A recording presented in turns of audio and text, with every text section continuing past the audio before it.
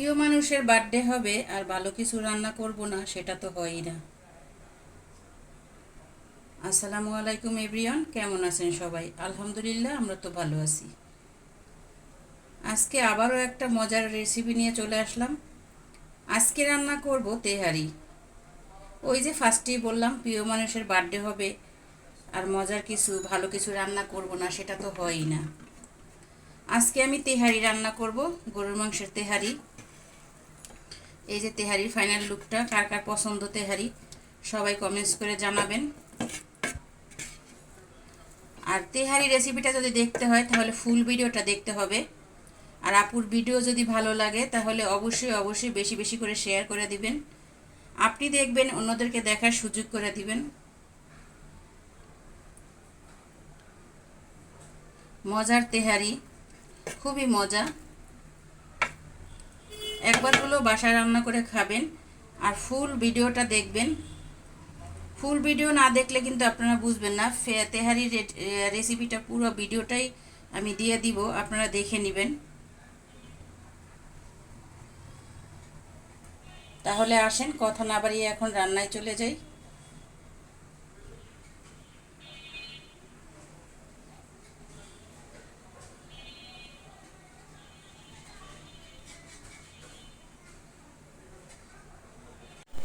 তেহারি রান্না করার জন্য আমি এখানে 1.5 কেজি গরুর মাংস নিয়েছি। 1.5 কেজি গরুর মাংসের সাথে আমি 1 কেজি পোলার চাল দিব।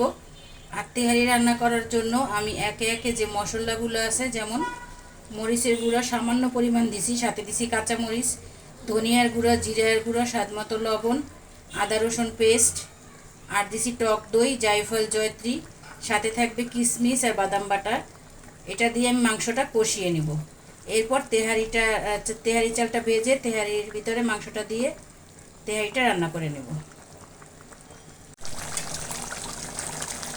তেহারির মাংসটা কষানো হয়ে গিয়েছে।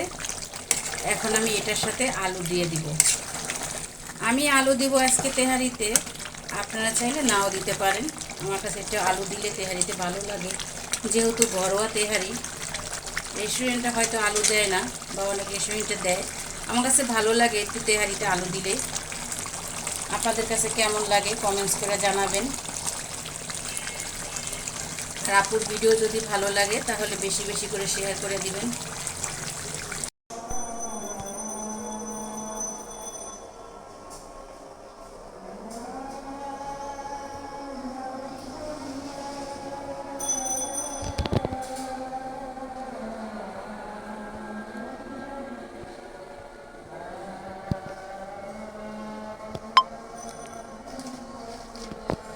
তেহারির মাংসটা হয়ে গিয়েছে।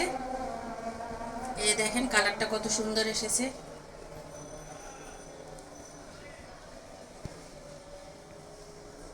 এখন তেহারিটা রান্না করে নিব। আপুর ভিডিও যদি ভালো লাগে তাহলে অবশ্যই বেশি বেশি করে শেয়ার করে দিবেন। আজকে প্রিয় মানুষের বার্থডে, তেহারি রান্না করব না সেটা তো হয় না। বার্থডে মানেই ভালো মন্দ রান্না করতে হয়।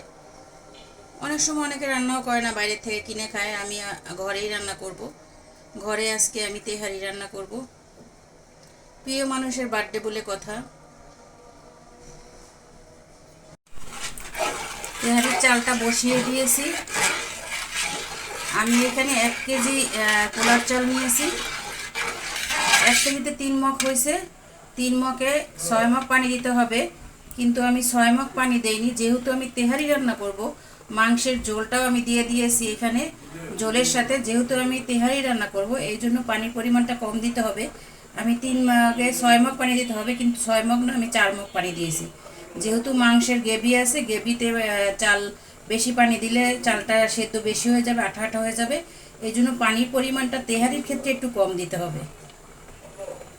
এখন এই পর্যায়ে আমি চুলার জালটা হাইয়ে রেখেছি, লো করি নাই। লো করলে চালটা বেশি হয়ে যাবে, চালটা গলে যাবে। এই জন্য হাইয়ে রাখতে হবে। যখন পানিটা শুকিয়ে যাবে তখন আমি মাংস দিয়ে দমে দিয়ে দেব।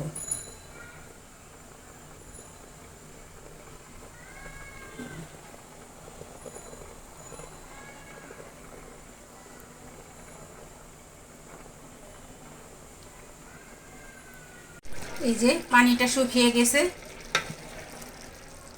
এই পর্যায়ে আমি মাংসটা দিয়ে দমে দিব।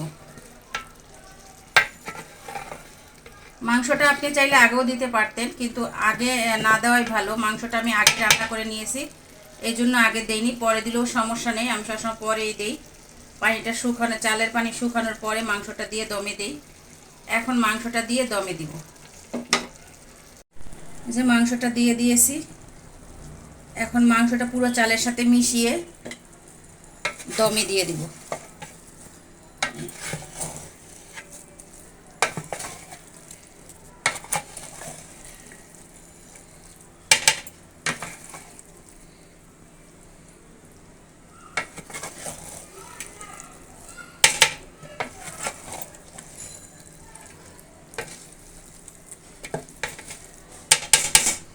আমি 30 মিনিটের জন্য দমে দিব। এরপরে আসতেছি, এরপরে আবার আপনাদেরকে দেখাবো ফাইনাল লুক।